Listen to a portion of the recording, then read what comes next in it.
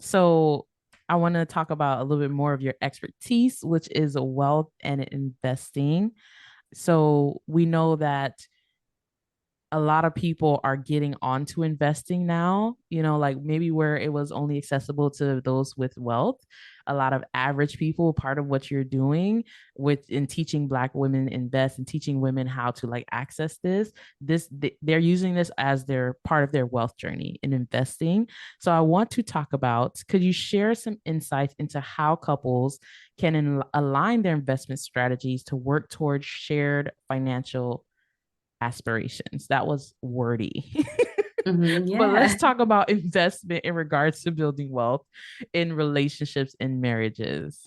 Yeah. So piggybacking on the statistic that you shared earlier, it's true that studies have found that couples who share their finances are more likely to be happy in their marriage than Mm, couples who keep their finances separate, right? And yeah. happiness, of course, is one of the biggest goals. In regards to investing, you'll be surprised to find that people tend to have different viewpoints on what they want to invest in. Mm, And the reason is because we all have different risk tolerance. So I'm actually reading a book called The Psychology of Money. Highly recommend it. And one of the points that they share is that nobody's crazy. You know how you look at some people and you're just like, why would you do that? Or why aren't you investing? And then you go back to their history and what has led them there, and it all makes sense. And so oftentimes what determines that is how the economy is doing, typically into their early adulthood. So in your 20s and your early 30s, depending on how the economy is performing, that's going to shape the way that the person views risk and the way that the person views investing as a whole. Maybe you're going into adulthood around the time of around 2008, 2009, right, around the time of the last housing market crash. Now all of a yeah. sudden you ain't got no absolutely no trust in the housing market or investing in real estate, and you think to Mm, yourself, right, maybe you've seen this in your partner and you can't understand why. You're trying that's to explain to good. them like it was this, it was that, and look at all this success, and you just can't understand why. But you need to remember that nobody's crazy, and understand that this may be a risk that they're not willing to take. So if you Mm, come into this with a heart of really serving and being humble and trying to understand, it's going to really help when you're building your investment goals. mm. And then also understand and be willing to understand that that person may not feel comfortable with what your risk level is. Okay. Maybe you're like, this So ain't risky. good. You may be like, this ain't risky. This is just me putting X amount right into this stock. But for the person, it may be risky.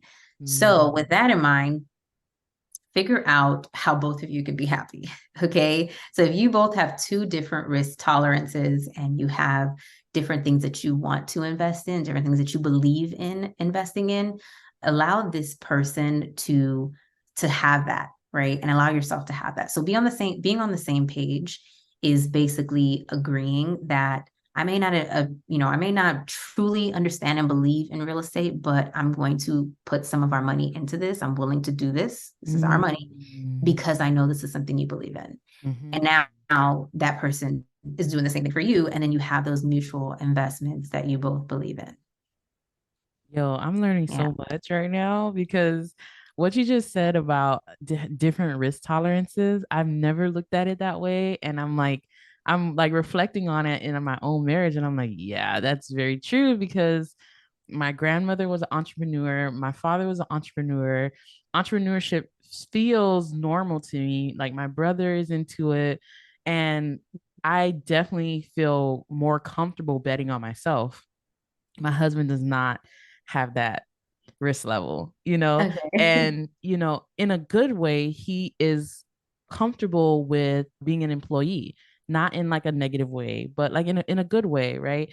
And to be honest, thank God, because right, I need that stability for sure. Because while I'm trying to run out there and be like, yeah, let's just bet on ourselves, right? Because we know a lot Mhm. of businesses fail, right? He's like, let me keep this job. Right. But I love the way that you're posing that, because now I'm thinking of it as that way, because sometimes we are having the conversations talking about those goals. And I'm like, oh, babe, I would love to, like, buy houses and flip them, or buy condos and, rent them out. And he's just like, oh, and I'm just like, why can't he, like, I See don't it, get, right? Yeah. don't you know that this is like really good way, like, for us to make money and, Yeah. build wealth?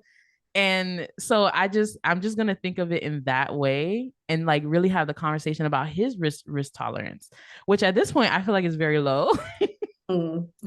but but I have seen him bend to me, right? So where I have to bend to him and say, no, he's comfortable with this, you know, he has been to me where it's just like, okay, this is really important to you.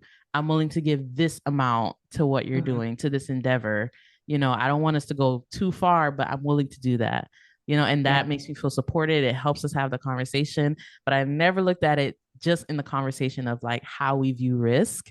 And now I'm Yeah. going to bring it up that way and really kind of get to know, like, where is your risk level? Yeah.